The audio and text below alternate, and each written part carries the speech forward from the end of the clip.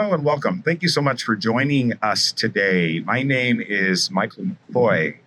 I am the Vice President of Legal and Compliance for Public Works Compliance Advisors, also known as PWCA for short.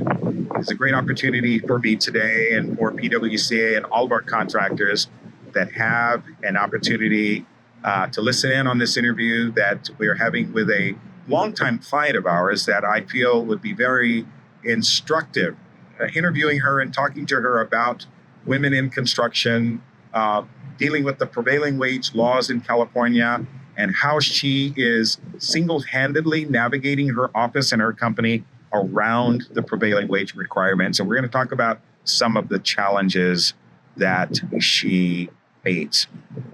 Hi, Missy. How are you? I'm good. How are you? Doing good. Tell the audience a little bit about you and your company, your full name, and what you do. My name is Missie Dye, and I am a Jill of all trades at my company, True Line Construction and Surfacing. I do payroll and payables and certified payroll compliance, labor compliance. I do it all. It's great. And how long have you been with the company, and what is your status? Like, what is your title and what is your status with the company? How long does that do? I started in March of 2021, and I jumped right into, I've done payroll before, but I'd never done certified payroll, anything to do with prevailing wage or public works. So it was all very new to me. So I've been doing it for 3+ years. 3+ years. Now, from the time we started the public works and the time you met us here at PWCA, how much time passed between the time you started and the time you actually discovered us? Oh gosh, I want to say it wasn't that long. I think it was like 4 to 6 months. Okay, got it. I did some training with the DIR. They're online. Right. And I didn't get a lot out of it because I couldn't ask questions. I couldn't, get involved with the conversation or simply ask questions. Okay. So the girl that worked there before me had said that she did a training at PWCA. So I went to my VP and said, what about doing a training at PWCA? Okay. And she said, sure, go for it. Okay. So I signed up. Can't really remember. I think it was in the fall of 21. Okay. And that's when I met you. And got it. That's awesome. Awesome. And was I your first instructor? Oh, yeah. Okay, great. Yeah. Great. That is super Yeah. cool. Tell me about the 4 months that you had to go it alone. Tell the audience, as a person brand new to state-regulated certified payroll, and explain to them the struggles you went through trying to figure it out and the hurdles that you had to jump over in order to navigate your way through. I didn't know what I was doing. I knew how to do payroll, but this was all very new to me. It was instructed to me, on how to do it, how to look up a wage determination, so on and so forth, from the girl previous that worked there. But that was a short, sweet introduction, and I struggled and fumbled my way through until I went to my first PWCA, my entry-level training. So before that, I struggled and I fumbled. Now tell the audience, earlier you mentioned, this part again. Now tell the audience what you meant by you've done payroll before, because many of our viewers, sometimes they'll look at this and they'll say, well, but I know payroll. I have been doing payroll for 10, 15 years. Tell everybody what is so different about regular standard payrolls versus certified payroll from your perspective. In other words, are they like night and day? I don't want to put words in your mouth, but explain to the audience how different they are. It's a little night and day. Regular payroll, standard, you go to, let's just say McDonald's, and you're making your $17.50 an hour, and that's what you make. Your deductions are what your deductions are. Whatever. I don't know what McDonald's pays. But you get paid that specific wage hourly for the job you're doing until you get a raise, a promotion, if you're so lucky to. So the wages are based on what they call the determination. And there could be an increase over the years. Maybe there's not. It depends on that. So each new project I have, or each project that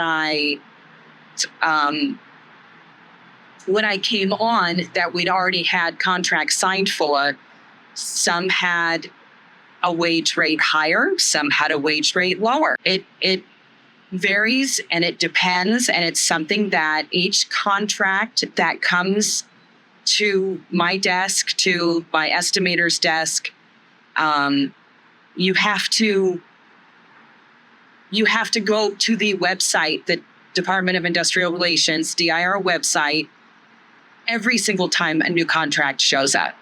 It's going to show when that project was advertised. Then I can go back and go to the DIR website and find what the wage is for this specific project. Not all projects are created equally or treated equally. Right. So, yeah. Got it. When you are going through the prevailing wage project, or actually, let me back up. Based on TrueLine's total workload, what percentage of your work is privately funded projects versus public funded projects? How the audience gone through the percentage on average or regularly? I would say a good 50-50. 50% private, 50% public.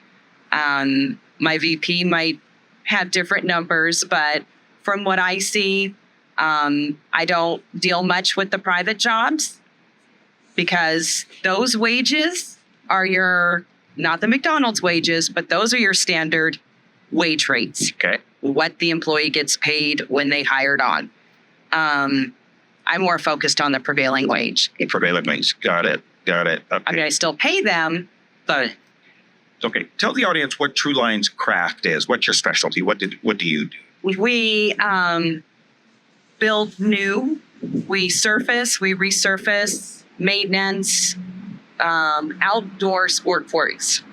Schools, parks, residents, HOAs, all over from San Diego up to probably about northern central California-ish. And yeah. Got it. So when you engaged PWCA, I heard you say earlier, and I didn't know this, by the way. I didn't know that you had a predecessor who took training with us. Oh, yes. Yeah, and so that's interesting to know. So you had a predecessor. She told you about PWCA. Yeah. And then at some point, about 4 months down the way, you realize I better get some training, but I'm drowning. Yes. Okay. And Thank you. Yeah. And so you came to the entry-level seminar. And then after you came to the entry-level seminar, then you went on to add on other services. Tell the audience, though, about your first experience with the entry-level seminar for the very first time. Oh, I was absolutely blown away. There's actually a picture on Facebook of, I didn't even know it was there, of me at my first seminar with this look on my face like, are you serious? I've been doing this wrong? And it's not so much any fault of anyone else's. It's just I didn't know. I wasn't trained well. And when Michael was teaching in this certain topics, I was absorbing. I wanted to do my job right. I wanted to do it correctly. I wanted to be compliant. I didn't want to get my company into trouble. So it was, I will say it was definitely overwhelming experience. And I went the next day and did the advanced training, which again blew my mind a little bit. And then they offered what was called at that time talk and text. Now I believe it's compliance on demand. And what it is the formal name is called Compliance on Demand. And the way we describe it is that it's unlimited talk, text, and email subscription. It's a subscription where contractors can apply or subscribe rather to our annual subscription program that allows us to be a standby hotline consultant when contractors like Missy run into difficult issues that come up from time to time when you need answers now. So instead of calling the DIR and waiting a week or two, sometimes no answer at all, you call PWCA, we guarantee that you'll have an answer within 1 day. We consider a day 24 hours. And so you signed up for that. Tell everybody about how you use Compliance on Demand and what has it done for you?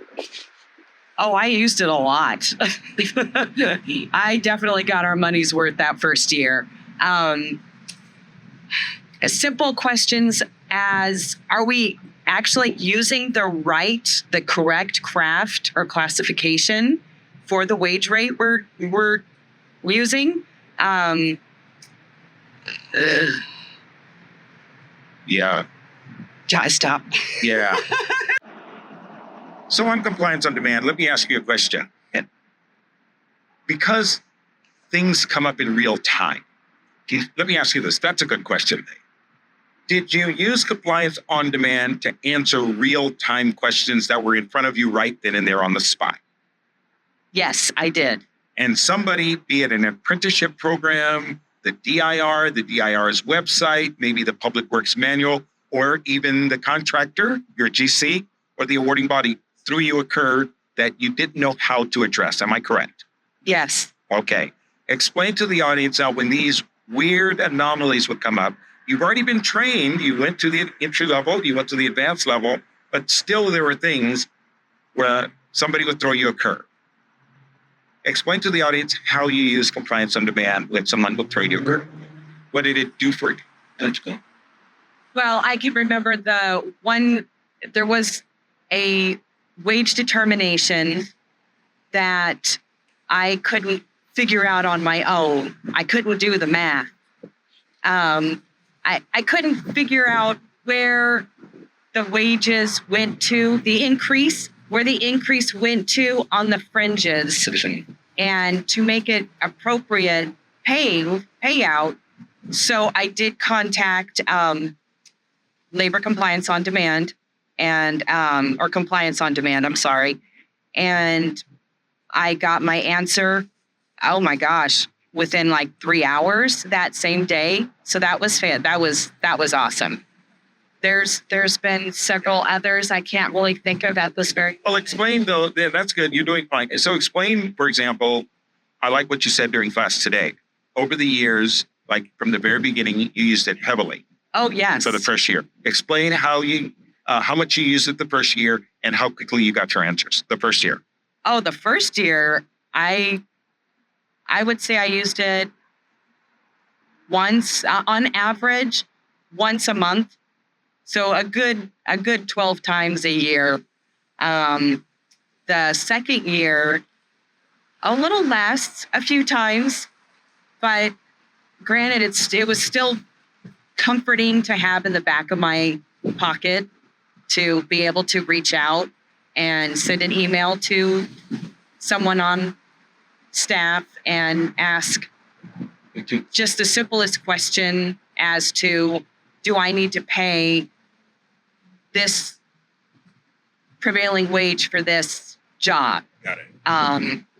That's the first year using Compliance on Demand. After her entry-level training and advanced level training, she used it quite heavily the first year. About how many times for the first year? I mean, I would say on average once a month. About once a month, okay? And those once a month were real-time questions that were dealing with a real situation at that moment. It wasn't something you were planning for. No. You were thrown a curve and you needed an answer right then, yes. Right? And on average, how quickly did you get your answer the first year? The first year, I'll say on average between 4 to 6 hours. Got it. And so now you've been with Compliance on Demand now. How long have you had the subscription? 3 years. Okay. This is my third. This is your third year, and you continue to subscribe. Yeah. Tell the audience why. Because you're a veteran now. You're pretty seasoned now. Why do you still subscribe? Because it's just nice to have that peace of mind that if I have a question as big as it could be, as small as it can be, as silly as it could be, it's just nice to be able to reach out to somebody and get factual, legal, legitimate responses. Like, how do I do this? What's the wage rate for that? And I go back and forth with this woman there, and I tell her, I know I'm overthinking this again. And she replies, it's okay. No question is too small. So she makes me super comfortable to ask the silliest questions. Yes. So that's fantastic. That's great. Yeah. That is great. Now tell the audience, how many seminars have you been to over the years? And tell them, why do you continue to come? Which we love it. But tell us why. The DIR is always changing. Yes. Public works, prevailing wages, everything is always changing. And it's, I do it as a refresher. I've done, I guess, 4 entry level now and 3 advanced, or 3 and 3. I'm not sure, but I couldn't do my job without it. I probably would quit or have no hair from the stress. I mean, it's stressful enough. But yeah, it's been a great help to me, a great ease on everything that I've had to deal with. Have you ever had to use PWCA's legal services? No, praise the Lord. No, thank God. So there's been no investigations we've had to deal with, no DIR court matters or labor commissioner issues? No. Okay, got it. Do you use subcontractors? Rarely. Okay. On prevailing wage jobs? Rarely. Okay. Yeah. Okay. I mean, since I've been there, last 3 years, maybe 5, maybe. Got it. Very few. Do you, as a woman in construction, have you ever had to do job site work, Heather? Me personally? Yes. No one. So you haven't been out in the field, you haven't had to do it either? No. Okay, got it. No. Got it. No boots on the ground. Do you rely on any other compliance companies or any other sources of information to help you navigate your prevailing wage jobs? I do through a lot of, we'll be specific. Sure. So a lot of general contractors use LAUSD uses LAUSD, and then several. What does that mean? What does it mean? LAUSD uses LAUSD. What does that mean? Los Angeles Unified School District has their own online compliance portal. Okay. Labor compliance portal that we've had a few jobs with them, and we have to manually enter the wages, the prevailing wages, the hours for the jobs that we do.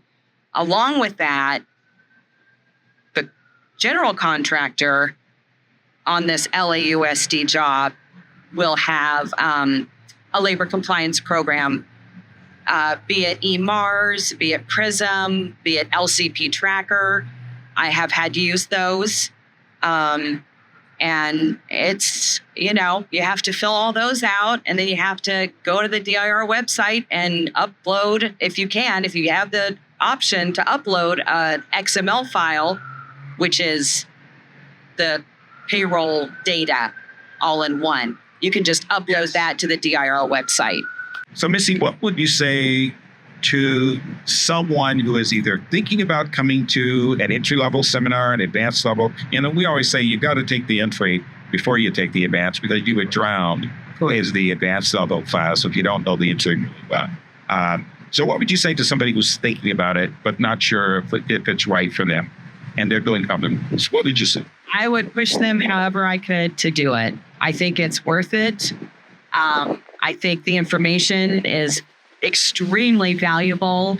There is a new woman that has joined Michael's team, and she's I believe she's a past DIR investigator. And she is. And she's been fantastic. Michael's well worth it with his wealth of knowledge, but she is too, because she can pinpoint little things. Somebody asks a question, what if I do this? And she can answer and say, they'll catch you. They'll get you. I've had this. She has stories to tell. She has things to back up her stories of what has happened. I don't know that I've been to a class. Well, it's only been 2 classes that she hasn't had an answer for or a story to back up what is it. So with her wealth of knowledge, with his wealth of knowledge, I think it's well worth the money, well worth the time. You get a lot out of it. A lot out of it. And the great thing is Michael doesn't answer questions. He does. Michael answers questions in the respect that he asks somebody else in the class if they can answer. Someone else, he'll pick out somebody and say, can you answer this? Or can someone else answer her question? And he gets a conversation going. And if we're going off track, he corrects us, brings us right back on track. So it's not just classroom education. It's not just book and pencil and instructor. It's very hands-on, verbal, talk it out, your current issues that you're having, past issues that you've had. I think it's fantastic. It's a wealth of information, because that style of teaching gives us an opportunity to draw on contractors like you who actually are boots on the ground, prevailing wage compliance. You're dealing with the grind of the DIR each day. You're dealing with the grind of the awarding body and the GC. You're in the office trying to navigate, running the office, running regular payroll, and now you've got prevailing wage. You're pulling your hair out, trying to go. And so when we're in front of a live audience and we have veterans like you, I love to draw on your wealth of knowledge, because it adds credibility to the entire environment. And everybody sitting there, they're riveted when they hear you talk as a contractor. And then I come in and bring everybody back to center, but it makes for just great interaction. Yeah. And it's really, but have you ever attended anybody else's seminars?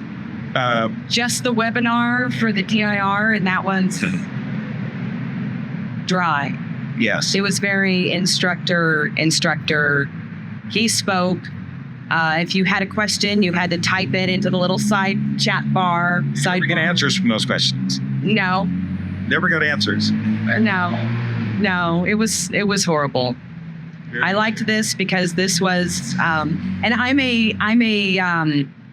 a person that likes to see. I learn by seeing. I learn by doing, not just by simple instruction. Yes. Don't tell me 2 + 2 is 4. Show me how 2 + 2 is 4. So this has been fantastic for a person like me, and I highly recommend it. I've yet to do a webinar with them. No, that's a lie. I did do the Davis-Bacon webinar. That was okay. It was dry because there wasn't the interaction. But it was still good information. Very, very good information. Just. Yeah. Great. I want to thank you, Missy, for sharing with the audience that great firsthand knowledge of your experience working with PWCA and the various services that we offer.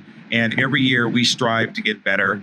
And by the way, the investigator you were talking about, cannot leave her out. That is our queen of compliance. That's 𝗧𝗵𝗹𝗶𝗴𝗁, 13-year veteran with the DIR and very seasoned investigator and litigator. I had the firsthand knowledge and experience of litigating against Lori, and she's a real iron woman.